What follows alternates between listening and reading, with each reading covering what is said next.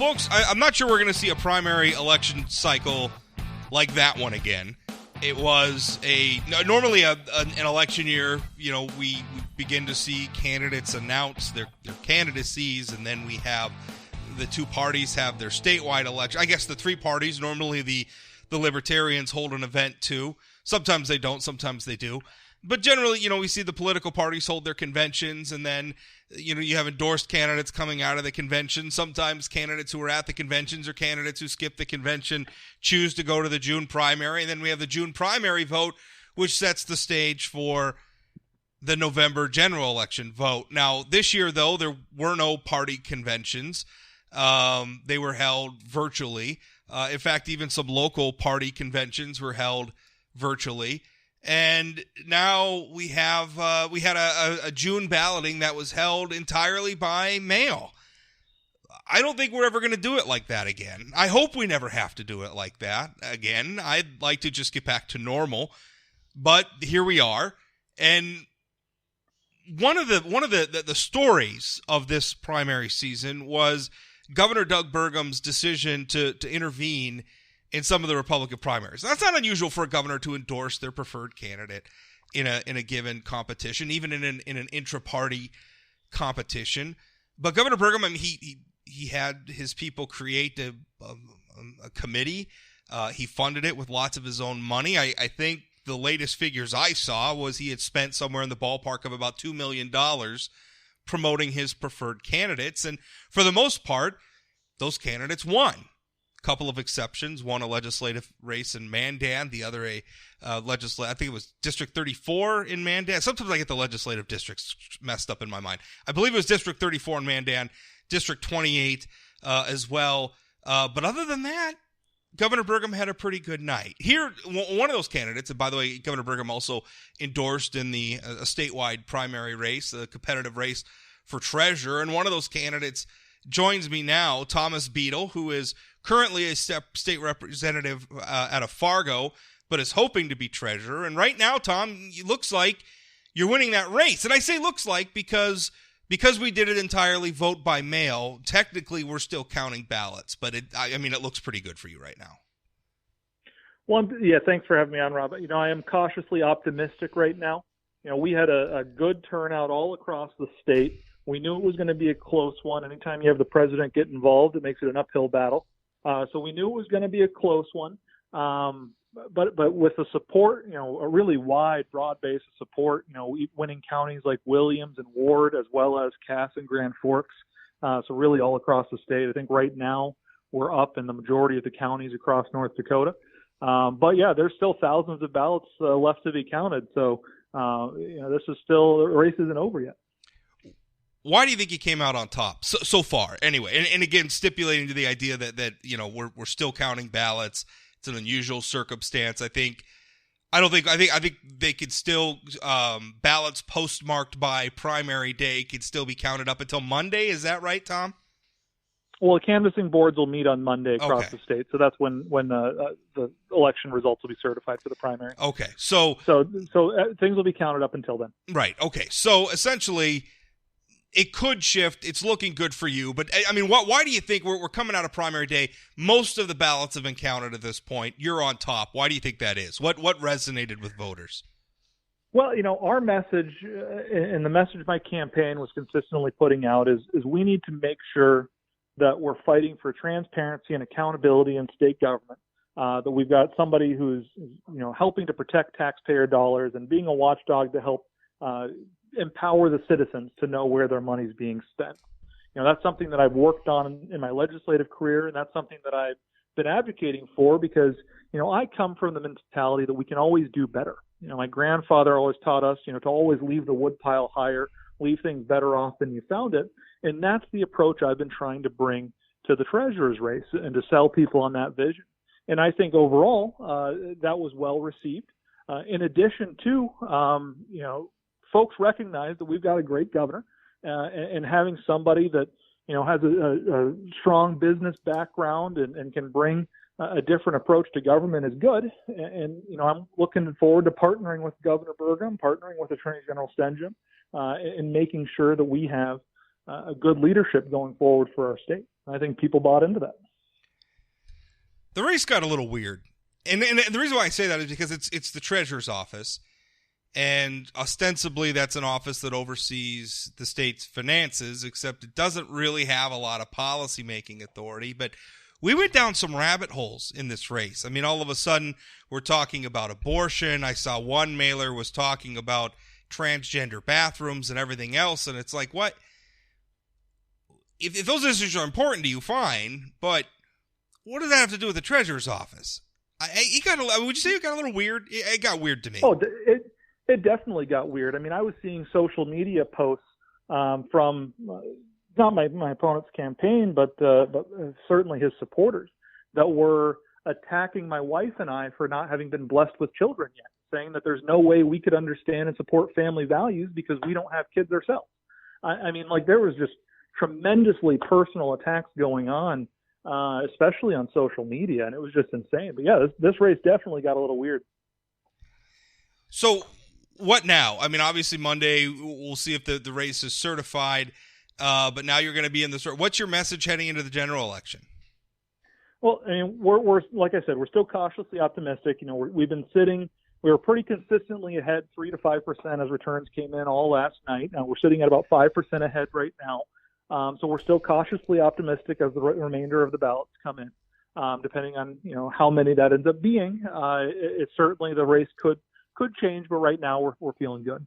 What we're looking forward to is pivoting to November, continuing to spread our message of fighting to do better, fighting to make sure that our state is in a good position, and really I want to be looking at how we can invest in technology and empower our citizens to be able to see and digest what's happening all across state government.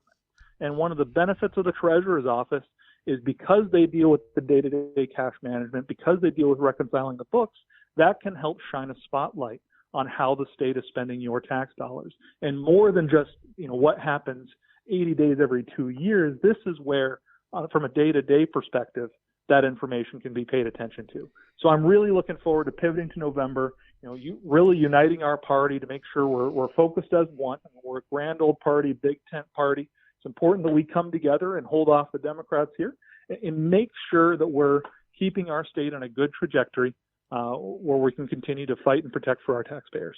You talk about using technology. Can you give us some examples of what that means? And I'll give you some context. One thing that I really liked that incumbent Kelly Schmidt, who has decided not to run, the reason why you guys, it's a competitive Republican primary is because she opted not to run again. One thing that Kelly Schmidt did that I really liked, she did a while ago, is she created just an online sort of database of the state's various funds. And the reason why I like it, because sometimes it's confusing. The state has a lot of funds. And absolutely. She had some relatively updated balance numbers there. She had some descriptions, was this in the state constitution? Is this in statute? Yep. Where do its revenues come from? What is the fund intended to be used for? It was just sort of a handy ready, because even as much as I write about state politics, every once in a while they start talking about some fun. I'm like, what in the hell is that?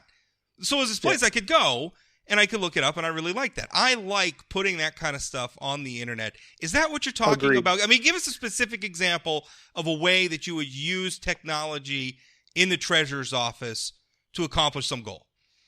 Absolutely. So, that's exactly what I talk about. And I also applaud Treasurer Schmidt for what they've done with the prairie dog funding and making sure that, we kind of have a real-time adjustment of how revenues flows into the various buckets for the political subdivisions as that gets filled with oil revenue and as that comes back for the state. But that's exactly what we're talking about. We want to make sure that we do that. Right now, if you're searching for financial information all across state government, including for some of the various investment boards that the treasurer sits on, you come into just a weird tangled mess of conflicting data. Yeah. If I want to find out legacy fund balances and I get it from the treasurer's office, there's one set of information there. If I go to the retirement investment office and in a website that looks like it was built in the early 90s, yes, you get a totally different set it looks like it was built on GeoCities. Remember GeoCities? Maybe you're too young to remember. I thought it was a firefighter. You thought it was Angel Fire? Yeah, Angel Fire, was that the one? Yeah, Angel Fire site. Yeah, it looks like I was waiting for animated GIFs to pop up all over the place. Well, part of the problem too is these different, like sometimes I'll look up something and it'll be in like a legislative council report, right? Leg Council, right. That's a good source. Yep. But their numbers will be a little off from maybe the same numbers from the State Investment Board or something. And the difference is they'll be measuring it in different ways. Like maybe they started on a different date or they had used a different calendar or whatever it is they did. I mean, it's not like both of the data is right in both instances. It's just we measured it in different ways. And, it becomes very, very convoluted and it's my job to find this stuff sometimes. And it takes me a long time sometimes to find what I'm looking for. I can't even imagine being the average member of the public who works at their day job all day and attends all the responsibility and then is trying to be a responsible citizen and understand some of what their state government's doing. They're trying to find this information and they just can't. Right. And even as a member of the Appropriations Committee, it can become a tangled web trying to search through information. And, we have to recognize the Treasurer's Office is pretty limited in scope and power in terms of being able to get other agencies to come to the fold. But you really use that pulpit to promote more in communication, try to get these other agencies, these other entities putting out information so that we make it easily understandable and not conflicting. And at the very least, making sure that we have really good keyword optimization and search word capacity so you can actually search through it a lot easier than just clicking on all the hyperlinks and hoping it works. And right now, the Treasurer's website and the information there is leaps and bounds better than what it was 10 years ago, and it's a lot better than some of the other agencies. But it's always a moving target. Oh, yeah. We can continue to do better there. Yeah, none of this obviously is a criticism of Kelly Schmidt, she moved the ball down the field a long way. Obviously, she's now handing the ball off to somebody else who hopefully will keep it going in that direction. She made a lot of improvements, but hey, you can always make more improvements. Well, and she took office when I was a senior in high school. So, the technology's changed pretty significantly from when she came in to now, too. There's no doubt about that. The Treasurer's Office website is one of the best looking websites in the state of North Dakota, frankly. In the state, because again, you start looking at the state industrial commission website and some of these others, and it's like, holy cow, guys, we got to do something about this. Oh, I've been trying to get the legislative council to upgrade our website in the legislature for a while, because that's also another odd one to look at. It is. Let's switch back to the campaign a little bit. A lot of the narrative we're hearing today is that Governor Burgum bought the election, right? I think that's what some of his critics are saying. I had State Representative Rick Becker, founder of the quote-unquote Bastiat caucus. He was sort of a vocal supporter of your opponent, Dan Johnston, and some of the legislative candidates that Governor Burgum was opposing elsewhere. He said that what the governor doing is, quote, crap. He compared it to essentially trying to buy the legislature. Now, I realize that that's talking about your race wasn't a legislative race, although you sit in the legislature. Right. But, that's sort of the talking point, is saying, Governor Burgum bought this election. And I don't believe that for two reasons. The money was transparent. Everybody knew the money was in there. It was well documented. The voters voted the way they voted anyway. Clearly, they were comfortable with it. B, money is a factor, but it's not always the deciding factor that some people make it out to be. If it was, Heidi Heitkamp outspent Kevin Cramer by like $18 million in 2018, and she lost by 11 points.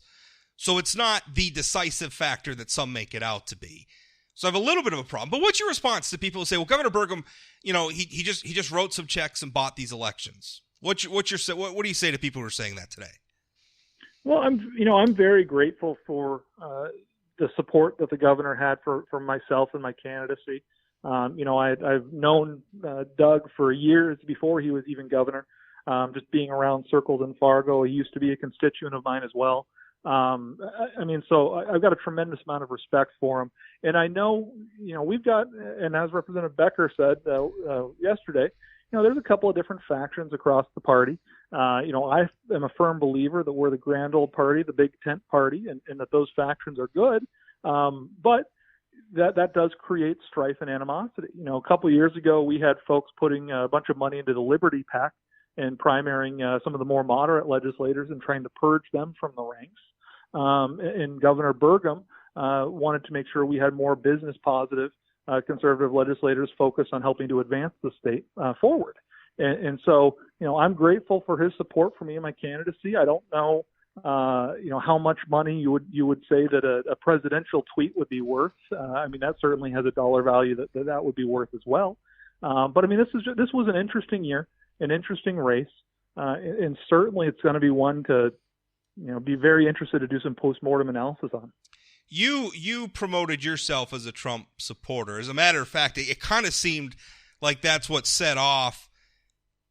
This is an outsider looking in. It seemed to me that what set off President Donald Trump's endorsement of your opponent, Dan Johnston, was a mailer that I believe it was the governor's committee, the governor's political committee, sent out featuring you sort of Photoshop with the president sort of Photoshopped in next to you. And I think he had some grain bins or something in the background. And it seemed like people were upset about that. And that's what sort of started the ball rolling for Trump to come in and kind of say, oh, no, this guy's my guy, not Beadle. But even after that, you continued to align yourself with President Trump. Walk us through some of that, how all that came to be. Well, as we're going about, especially for a state like North Dakota and the treasurer's race, where a lot of folks don't understand the day-to-day ideas, they want to make sure that they have someone who aligns with them and believes with them. And one thing I can say for certainty is that this administration has been fantastic for North Dakota. I got the chance to meet with FCC Chairman Pai when he was touring the Grand Farm in Fargo and visit with him about what the administration is doing. When Sonny Perdue was here, similarly, Secretary Chow, who's been here multiple times. There's no denying that we've had tremendous attention brought by this administration to our state. And from the early days with the DAPL protest being resolved, from the Waters of the U.S. ruling, even to about a month ago when the administration helped step in to settle a litigation issue we had with the state of Washington over transporting our oil and energy sector goods to get them to market. They've been good for our state, and I certainly support the agenda and what they've been able to do for us. And I just want to make sure folks know that. Well, Tom, I know you're busy today. It was funny when I scheduled this interview, you said you had scheduled yourself a lot of chores for the day after Election Day, because I imagine it's kind of anxious, and I couldn't imagine being on the ballot, what that's like. I get anxious. I'm just an observer. I drink way too much soda on election nights and spend too much time staring at social media and my screen. I can't imagine being a candidate. And you were actually moving furniture when I called you, so I should probably let you get back to that because you said you only had a limited amount of time today, but I certainly appreciate you coming on. Any final thoughts as we wait for these election results to be certified and move into the general election? Yeah, I've got a 3:00 appointment coming up here soon, so I'm going to have to run here in a few minutes. This is an interesting election. Obviously, I'm very, very grateful for the strong outpouring of support. Right now we've had over 50,000 votes from North Dakotans from all across the state. I'm very encouraged by that result. That was kind of the number that we had set in as a target as we started this thing off in January, as we wanted to try to hit, if we had a contested primary, we wanted to make sure that we hit 50,000 votes. That was kind of our bellwether. And then, of course, the vote by mail stuff makes it so that number gets so much bigger because there's 196,000 ballots out. Right now I'm very grateful for where we're standing, for the support we've received. I'm encouraged. I'm looking forward to pivoting to November, and I'm hopeful that the results will continue to come in the way that we've been seeing them so far. But yeah, this is my fourth time being on the ballot. So far, I have 3-0 in my House races. This is the first time, though, I didn't have election night taking place while we were at Taco Tuesday getting unlimited tacos, though. I couldn't get my family on board with that. But I was happy that right now, at least the results look like they're still trending in the direction, even with not having that normal routine in place. Last question. I was surprised at how well you did in Western North Dakota. And I say that nothing against you per se, but just, North Dakota is a more conservative place.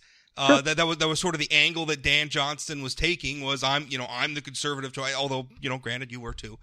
But you're a Fargo guy. You really performed pretty strongly in Western North Dakota. It surprised me. Well, and my real estate business, I did a tremendous amount of activity in business all up and down oil country especially during the peak of the boom out there.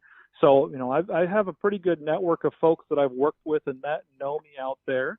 But also over my years in the legislature, we've done quite a bit to make sure that our economies in oil country are sound, whether it's helping to provide water infrastructure for our rapidly growing communities, whether it's giving rapid funding for the enrollment growth in the schools out there to make sure that they have what they need to educate our students, or if it's making sure that we have a good, fair, equitable tax and regulatory environment so that our producers are able to go out there and produce. And so I've worked on this legislation. I've helped and been an advocate for oil country because, we can't divide the state in half and be enemies all the time. We need to make sure that we're working for the good of our economy statewide. And so I'm very happy and grateful that I got a lot of support from oil country here in North Dakota. I mean, that means a lot. Tom, thanks for your time. Yeah, thank you, Rob. Have a good day.